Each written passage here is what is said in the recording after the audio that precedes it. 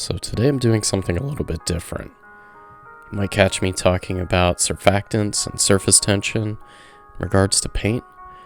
I found a really good way to demonstrate that and kind of show it off.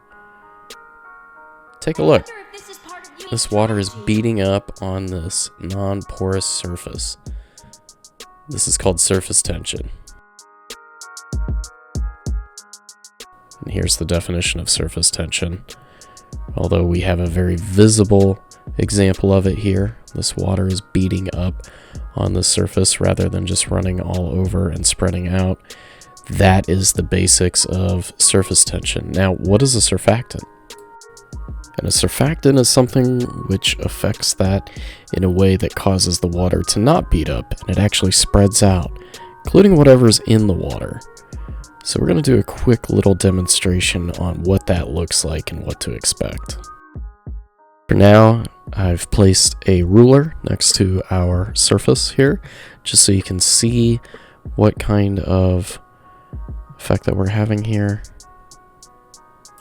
So I've placed a ruler next to this, so you can see how small the water beads are. They're somewhere around 3 millimeters in height. And you can see how they've beaded up in various areas instead of spreading all around. So I'm going to clean up my surface here, and we're going to add some more beading here to show off different effects. So what I'm going to do is add beads of water using an industrial syringe, so it's not sharp.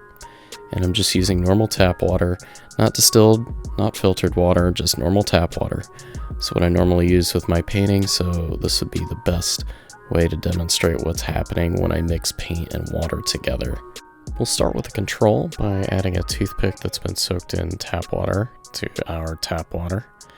You can see the toothpick itself doesn't break the surface tension of the water. That's important going forward.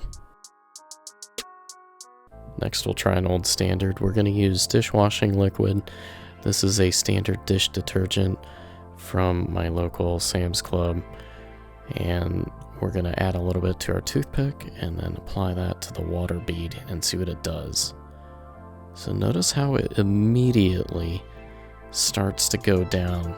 The bead itself is broken and has a much lower surface height, and the surface tension is just reduced. That is the effect of a surfactant. And between each application, I'm switching out for a fresh toothpick so there's no contamination here. Keep that in mind. I even switched between the water and the dish detergent. Next, we'll try a common additive called Glycerin. Purchased this from my local grocery store. It's pretty cheap. It's pretty easy to get a hold of, and a little goes a long way. As you can see, it has just a slight effect on the actual surface tension here, but a little bit.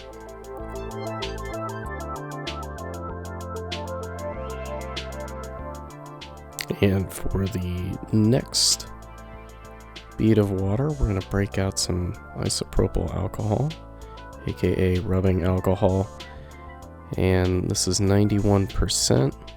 If you're curious, you can get weaker, you can get stronger, but that's just what I have. And adding a bit of this to the water bead has a much more pronounced effect than the glycerin, but not as much as the detergent so far. This is another common additive that I see a lot in airbrushing, as well as just general painting. So I remember at about this time that I need to do just a dry toothpick. You know, for reasons. So here's me sticking a dry stick in water.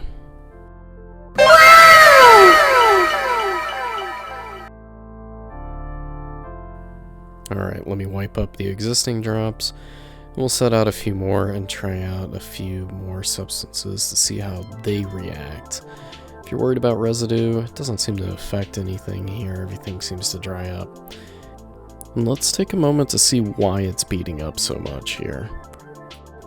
The surface you see me working on is actually the side of a brush rack made from MDF, and before working on it I decided to treat it by first priming it with this black flat protective enamel from Rustoleum.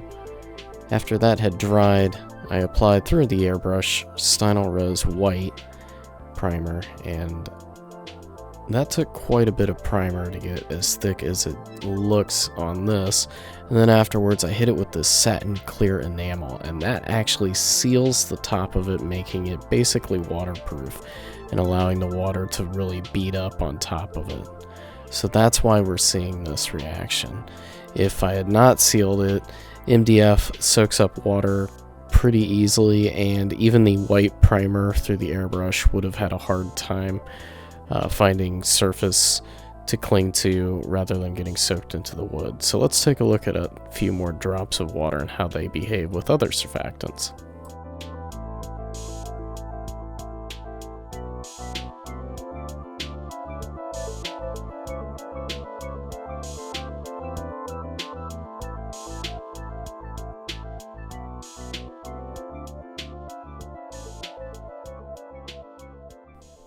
Alright, let's add Airbrush Flow Improver next. It's one of my favorite additives. See how that works.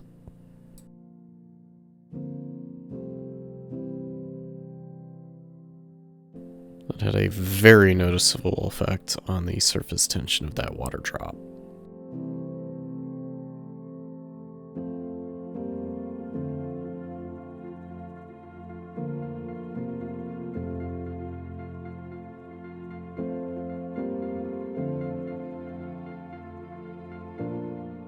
The airbrush thinner also had a noticeable effect on the surface tension of our water droplet here. For the next water droplet, we're going to add something from Citadel. This is Lahmian Medium.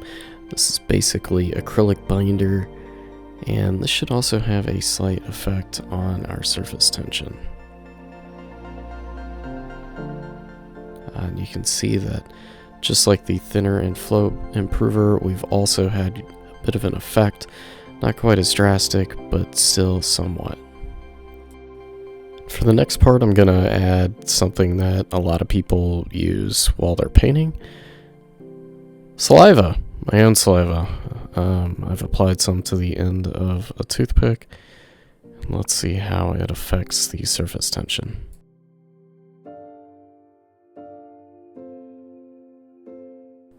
Surprisingly, it's had little to no effect on it. Well, okay, how about saliva from a dog? About the same effect. So the big thing to note is that surfactants can be really useful, and there's a lot of different things that can be used to break up the surface tension of your water, of your paints, or whatever you're working with. But I'll leave you with one last thing here. The last part of the video is just me applying some watercolor to some water on the same surface, and then applying a little bit of that airbrush flow improver to it. And you can see how the actual pigment in the water just kind of runs together and how it flows. And I thought it's pretty neat, pretty relaxing, and just kind of interesting to watch. So until next time, I will see you then. Remember to keep painting and have a great week.